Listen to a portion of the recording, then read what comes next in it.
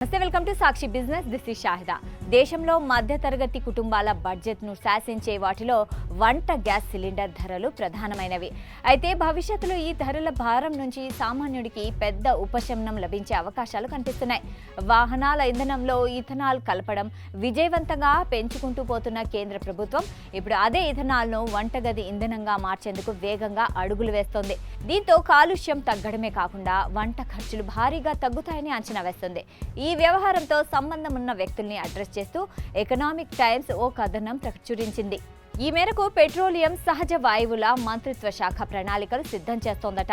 ప్రత్యామ్నాయ clean cooking విధానం రూపకల్పనలో నిమగ్నమైంది. ఈ విధానం ద్వారా ఎల్పీజీతో పాటుగా ఇథనాల్ సైతం వంట కోసం ప్రధాన ఇంధనంగా ప్రోత్సహించే దిశగా కేంద్రం అడుగులు వేస్తోంది. దీనివల్ల దేశంలో స్వచ్ఛమైన ఇంధన వినియోగం పెరగడమే కాకుండా దిగుమతి చేసుకునే ఎల్పీజీపై ఆధారపడ్డాన్ని తగ్గిస్తుందని సంబంధిత వర్గాలు తెలిపాయి.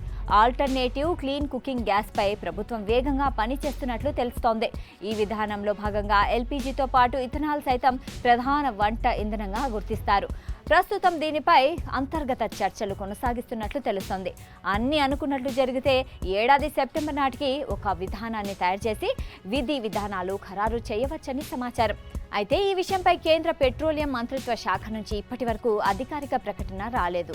భారత్ తన వంట గ్యాస్ అవసరాల కోసం అధికారికంగా ఇతర దేశాల దిగుమతులపైనే ఆధారపడుతోంది.